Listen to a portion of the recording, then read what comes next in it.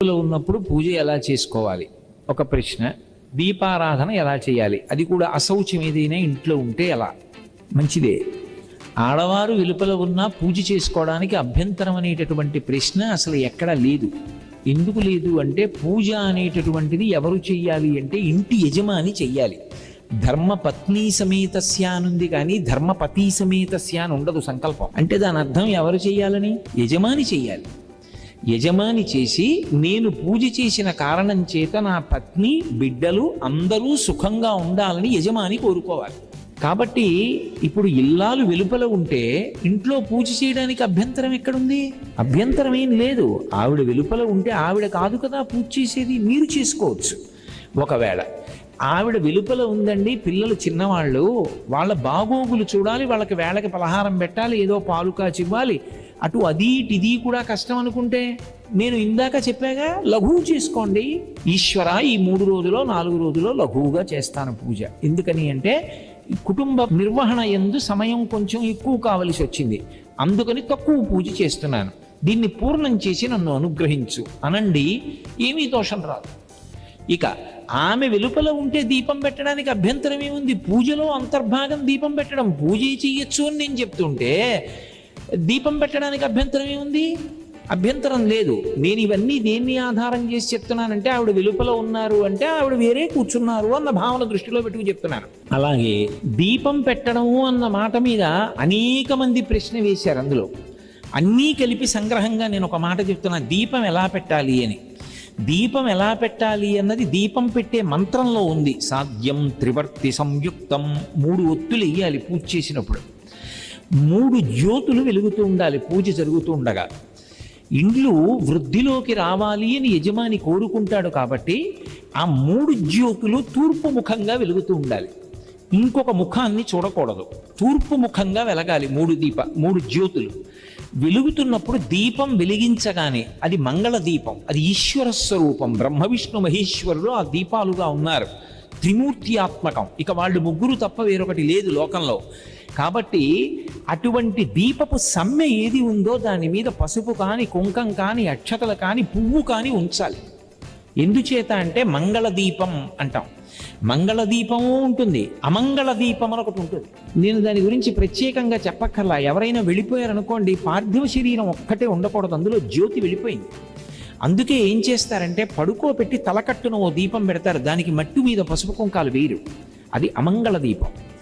మంగళ దీపం ఇంట్లో పెట్టారు అంటే దీపం వెలిగించగానే కాసిన పువ్వులు వెయ్యాలి, లేదా పసుపు వెయ్యాలి, లేకపోతే కుంకం వెయ్యాలి, లేకపోతే కాసిన అక్షతలు వెయ్యాలి, వేసి నమస్కారం చేయాలి. అదే ఈశ్వరుడు. నత్ర సూర్యో భాతి నచంద్రతారకం నేమా విద్యుతో భాతి కుతో యమగ్ని త్వమేవ భాంతమనుభాతి సర్వం తస్య భాసా సర్వమిదం విభాతి. లోకాలన్నీ కూడా ప్రళయంలో ఏకమైపోయినా ఒక్కడే ఉండి వెలుగులకు వెలుగుగా ఉండిపోయేటటువంటి వాడెవరో వాడు పరమాత్మ. లోకంబులు లోకేశులు లోకస్తులు తెగిన తుది అలోకంబకు పెంచీకటి కావల యవ్వండే కకృతి వెలుగు అతని వేసే వింతున్. వాడే దీపంగా ప్రకాశిస్తున్నాడు. భా అంటే కాంతి. అటువంటి దీపానికి మట్టు మీద ఒక పువ్వు వేసి నమస్కారం చేస్తారు. ఇక పూజకి సంబంధించి మీకు ఆవిడ యొక్క సహకారము లోపించిన కారణం చేత కుటుంబ యజమానిగా మీరు నిర్వహించవలసినటువంటి కార్యక్రమాలు నిర్వహించకపోతే ఇంట్లో చాలా ఇబ్బంది ఏర్పడుతుంది. పసిపిల్లలు ఉన్నారు, చాలా కష్టం అనుకుంటే లఘువుగా చేసి వెళ్ళిపోవచ్చు. 5 ఉపచారాలు: ఉమామహేశ్వరాభ్యాం నమః, దీపం, అర్ఘ్యం, పాజ్యం, చందనం, నైవేద్యం, సమాప్తం. ప్రథ 5 చెప్పు, లేదు 16 చెప్పి అక్షతలు వేసి లేచిపో, నైవేద్యం పెట్టి హారతి ఇచ్చేయి, చాలు, పూర్తయిపోతుంది. పూర్తిగా మాత్రం మానకూడదు. ఇంట్లో పూజ ఒకటి జ్ఞాపకం పెట్టుకోండి, ఈ కారణానికే కాదు, ఏటి సూతకంలో కూడా మానకూడదు. చాలామంది తెలియక ఏటి సూతకంలో పూజ మానేస్తూ ఉంటుంటారు. నిత్య పూజ మానకూడదు, కానీ పీటల మీద కూర్చుని నోములు వ్రతాలు చేయకూడదు, కొండల మీదకి వెళ్ళకూడదు, వెంకటాచలం లాంటి క్షేత్రాలకి వెళ్ళకూడదు. తప్ప ఏటి సూతకంలో ఉన్నంతకాలం ఇంట్లో నిత్య పూజ చేసుకోవడానికి ఏ అభ్యంతరమూ లేదు, చేసి తీరాలి కూడా. కాబట్టి ఆ పూజకి ఏ విధమైన దోషమూ రాదు. ఆవు నీతితో పెట్టడం పరమశ్రేష్టం. ఎందుచేత అంటే దానికి ఒక కారణం ఉంది. ఆవు నీతితో వెలుగుతున్న దీపం కానీ నువ్వుల నూనెలో వెలుగుతున్న దీపం నుంచి కానీ పొగ వచ్చినప్పుడు ఆ పొగ పూజ చేసుకుంటూ లోపలికి వెళ్ళిందనుకోండి, యమధర్మరాజు గారు ప్రీతి చెందుతాడు, శనీశ్వరుడు ప్రీతి చెందుతాడు. శనీశ్వరుడు హృదయ కవాటానికి అధిపతి. ఆయన గుండె కొట్టుకోవాలా కొట్టుకోకూడదా ఆయన నిర్ణయం చేస్తుంటాడు. ఇప్పుడు ఆ దీపపు పొగ వాసన చూస్తున్నాడు అనుకోండి, హృదయ కవాటం మీద అనుగ్రహం ఉంటుంది, ఈశ్వర కటాక్షం ఉండి గుండె కొట్టుకుంటుందంటే ఆరోగ్యంతో ఉంటాడు. మీరు నమ్మండి నమ్మపోండి, ఈ మధ్య ఒక ఆవిడికి కాకినాడలో గుండె కొట్టుకోవడంలో తేడా వచ్చింది.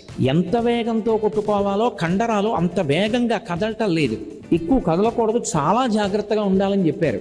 ఆవిడ కొంతకాలం నువ్వుల నూనె దీపం పెట్టి దాని మించి వస్తున్నటువంటి పొగని ఏ పూజ చేయకుండా, భర్త గారు పూజ చేసి వెళ్ళిపోయాక పొగని వాసన చూస్తూ కళ్ళు మూసుకొని ధ్యానం చేస్తూ కూర్చునేది. కొన్నాళ్ళు అయిన తర్వాత ఆవిడ పరీక్షల కోసం పెడితే ఆశ్చర్యకరంగా ఆవిడికి గుండె కవాటాలు కండరాలు మామూలుగా పనిచేసాయి. అందుకే కార్తీక మాసం వచ్చినప్పుడు దీపాలు ఎక్కువ పెట్టిస్తారు. కారణం ఏంటంటే బయట చలి, లోపల రక్తనాళాలు కుంచుకుపోతాయి. మళ్ళీ వేడి పెంచడానికి దీపాలు పెట్టి ఆ పొగ ద్వారా ప్రాణుల్ని రక్షిస్తారు. అందుకే కార్తీక పౌర్ణమి నాడు జ్వాలాతోరణం అన్ని దీపాలు వెలిగిస్తారు. ఎక్కడ చూసినా దీపపు కాంతి పడితే చాలు మిగిలిన ప్రాణులన్నీ అభ్యున్నతి పొందుతాయి. కాబట్టి అసలు ఒక శ్లోకం ఉంది, కీటా పతంగాః మశకాశ్చ విప్రాః జలే స్థలే ఏ నివసంతి జీవాః దృష్ట్వా ప్రదీపం నచ జన్మభాగినః భవంతి త్వం శపచాహి విప్రాః. ఆ శ్లోకం చెప్పకుండా కార్తీక పౌర్ణమి నాడు దీపం పెట్టకూడదు, అది చెప్పి దీపం పెట్టాలి అసుర సంధ్య వేళలో. కాబట్టి దీపం అనేటటువంటిది పెట్టడం మన అభ్యున్నతి కొరకు. ఇంట దీపం వెలుగుతోందంటారు అంటే ఇల్లు మంగళప్రదంగా ఉంది అని గుర్తు, ఇల్లు శోభనాలకి శుభాలకి ఆలవాలంగా ఉంది అని గుర్తు. ఆ ఇంట్లో ఊరికి దూరం అంటే ఎవరు ఉండరు, కనీసం దీపం పెట్టడం కోసం ఎవరికో ఇచ్చారంటారు. ఇంట దీపం లేకుండా ఎన్ని రోజులు ఉంటుందో ఇల్లు అంత అమంగళకరం. నేను అందుకే పూర్వం ఒక ఆచారం ఉండేది, ఎవరైనా తాళం వేసి ఊరెడుతున్నాడు అనుకోండి, ఇంటి పురోహితుడికి తాళం చెవి ఇచ్చి వెళ్ళేవారు. ఆయన వచ్చి దీపం పెట్టి బెల్లంగడ్డ నైవేద్యం పెట్టి వెళ్ళాలి. ఇంట్లో పరమేశ్వరుడు ఉన్నాడు, సింహాసనంలో ఆయన ఉన్నాడు, తాళం వేసి వెళ్ళిపోతే ఆయనకి అన్నం. ఆ భావన ఉంటే ఆయన ఉన్నాడని గుర్తు. పర్వాలేదండి ఆయనకి లోటు ఏమిటంటే ఆయనే నాకు పెడతాడంటే ఇంకేం పరమేశ్వరుడు. అందుకే బెల్లం ముక్క నైవేద్యం పెట్టి దీపం పెట్టి వెళ్ళేవారు. ఒకవేళ అలా ఏ కారణం చేతనైనా ఇంటి పురోహితుడు వచ్చి కూడా దీపం పెట్టకుండా ఇల్లు సంవత్సరంలో కొన్ని రోజులు తాళం వేసి ఉన్న కారణం చేత అమంగళకరమైనటువంటి స్థితి యజమానికి కలగకుండా దోషాల నివారణ కావాలంటే దానికి శాస్త్రంలో మినహాయింపు కార్తీక పౌర్ణమి నాడు గుత్తి దీపం. గురువు గారి అద్భుతమైన ప్రవచనను మంచిగా విన్నారు కదండి. ఇప్పుడు దీనికి కంటిన్యూషన్గా ఇంకా లోతైన అర్థాన్ని మనం ఈ వీడియోలో తెలుసుకుందాం. అసలు నిత్య దీపం ఎలా పెట్టాలి, ఋతుక్రమ సమయంలో దీపం పెట్టొచ్చా అనే విషయాన్ని ఇంకా వివరంగా తెలుసుకుందాము. మన హిందూ సంస్కృతిలో దీపం అంటే కేవలం వెలుగు కాదు, అది జ్ఞానం, లక్ష్మీ కటాక్షం, దైవ సాన్నిధ్యం. దీపజ్యోతి పరబ్రహ్మ దీపజ్యోతి జనార్దన దీపో మే హారతం పాపం సంధ్యాదీపం నమోస్తుతే అని మన పెద్దలు ఎందుకు చెప్తారు? ఒక చిన్న దీపం వెలిగితే చీకటి పారిపోతుంది. అలాగే మన ఇంట్లో దీపం వెలిగితే అజ్ఞానం, దారిద్ర్యం, అశాంతి తొలగుతాయని విశ్వాసం. నిత్య దీపం అసలు ఎలా పెట్టాలి? ఉదయం స్నానం చేసి శరీర శుద్ధి, మనోశుద్ధితో పూజా గదిలోకి వెళ్ళాలి. మొదట పూజా మందిరం శుభ్రం చేయాలి. దీపం పెట్టే ముందు ఒక విషయం గుర్తుంచుకోండి, దీపం అంటే అగ్నిదేవత, అంటే అగ్ని సాక్షాత్తు పరమేశ్వరుని స్వరూపం. దీపానికి ఉపయోగించే పాత్ర వెండి దీపం శ్రేష్టం, పంచలోహ దీపం మంచిది, ఇత్తడి దీపం కూడా శుభప్రదం, మట్టి దీపం కూడా పవిత్రమే. దీపం ఏ దిక్కులో పెడితే మంచిది? తూర్పుముఖంగా దీపం జ్యోతి వెలిగితే జ్ఞానం సిద్ధిస్తుంది. ఉత్తరముఖంగా దీపం జ్యోతి వెలిగితే ఐశ్వర్యం సిద్ధిస్తుంది. దక్షిణ దిశకు దీపం సాధారణ పూజలలో పెట్టరు. నిత్య దీపం 2 సార్లు వెలిగిస్తే గొప్పది. ప్రత్యేకంగా సాయంత్రం సంధ్యా సమయం, ఆ సమయానికి దేవతల సంచార సమయం అంటారు. ఆ సమయంలో ఇంట్లో దీపం వెలగాలి. నిత్య దీపం ఆరిపోతే ఏమిటి? కొంతమంది భయపడతారు, దీపం ఆరిపోయింది అపశకునమా అని. కానీ కాదు, గాలి వల్ల ఆరిపోతే భయం అవసరం లేదు. మళ్ళీ నమస్కరించి వెలిగించండి. భక్తి ముఖ్యం, భయం కాదు. ఇప్పుడు ముఖ్యమైన ప్రశ్న గురించి మాట్లాడుకుందాం. ఋతుక్రమ సమయంలో దీపం పెట్టవచ్చా? ఈ విషయం గురించి చాలామంది భయంతో అడుగుతారు. ముందు ఒక విషయం తెలుసుకోండి. ఋతుక్రమం అపవిత్రం కాదు, అది ప్రకృతి ధర్మం. దేవుడు ఇచ్చిన శరీర చక్రం. అది పాపం కాదు, అది దోషం కూడా కాదు. కానీ శాస్త్రంలో కొన్ని నియమాలు పెట్టారు. అవి అపవిత్ర వల్ల కాదు, విశ్రాంతి కోసం. పూర్వం స్త్రీలు ఎన్నో శారీరక శ్రమలు చేసేవారు. ఆ రోజుల్లో విశ్రాంతి కల్పించేందుకు పూజాది కర్మల నుంచి విరామం ఇచ్చారు.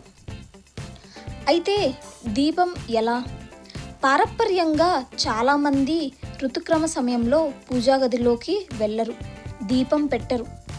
వారికి బదులు ఇంట్లో ఇతరులు ఉంటే వారు పెట్టడం ఆచారం. అది శాస్త్రాచారం కూడా. కానీ ఎవరూ లేనప్పుడు ఎలా? ఒంటరిగా ఉంటే? భక్తితో దేవునికి నమస్కరించి మానసిక పూజ చేయవచ్చు. దేవుడు హృదయాన్ని చూస్తాడు. ముఖ్యంగా భయపడకండి. నేను పీరియడ్స్లో ఉన్నాను, దీపం పెట్టలేదు, పాపమ్మా కాదా? అలాగే నేను తెలియక దీపం పెట్టాను, దోషమా? అది కూడా కాదు. భక్తికి దోషం ఉండదు. చాగంటి గారు తరచుగా చెప్పే భావం ఆచారం ఉండాలి, మూర్ఖ భయం ఉండకూడదు. శాస్త్రం అంటే భయం పెట్టడం కాదు, జీవన శైలి నేర్పడం అని. నిత్య దీపం వల్ల మనకు తెలియని చాలా లాభాలు ఉన్నాయి. దీపం ఉన్న ఇల్లు ఆలయం లాంటిది. దారిద్ర్యం తొలగుతుంది, మనశ్శాంతి వస్తుంది, పిల్లలు మంచిగా పెరుగుతారు, లక్ష్మీ కటాక్షం ఉంటుంది. దీపం వెలిగించే ఇంట్లో దైవం నివసిస్తుంది అని పెద్దలు ఎందుకు అన్నారో మీకు తెలుసా? వెలుగు ఉన్న చోట చీకటి నిలవదు. దీపానికి కొన్ని చిన్న నియమాలు ఉన్నాయి. దీపం ఊది ఆర్పకండి, చేతితో ఆర్పకండి, నూనె పూర్తిగా అయిపోయేలా చూడకండి. దీపం వెలిగించిన తరువాత వాదనలు, కోపం, దూషణలు వద్దు. దీపం ముందు శాంతి ఉండాలి. ఒక చిన్న కథను ఎగ్జాంపుల్గా చెప్పుకుందాం. ఒక పేద మహిళ ప్రతిరోజు ఒక చిన్న నూనె దీపం వెలిగించేది. ఎవరో అడిగారు, ఇంత చిన్న దీపంతో దేవుడు సంతోషిస్తాడా అని. ఆమె చిరునవ్వు నవ్వి ఇలా చెప్పింది, నేను వెలిగించేది నూనె దీపం కాదు, నా భక్తి. అదే నిజం. దేవుడికి పెద్ద దీపాలు అవసరం లేదు, ఒక చిన్న భక్తి జ్యోతి చాలు. కాబట్టి నిత్య దీపం భక్తితో పెట్టండి. ఋతుక్రమ విషయంలో భయాలు కాదు, శాస్త్రార్థం తెలుసుకోండి, ఆచారం గౌరవించండి, భక్తిని నిలుపుకోండి. ఈ వీడియో మీకు నచ్చినట్లయితే తప్పకుండా మన ఛానల్ని సబ్స్క్రైబ్ చేసుకోండి. ఇలాంటి మరిన్ని ఎన్నో విషయాలను మీ ముందుకు తీసుకొని రాస్తాము.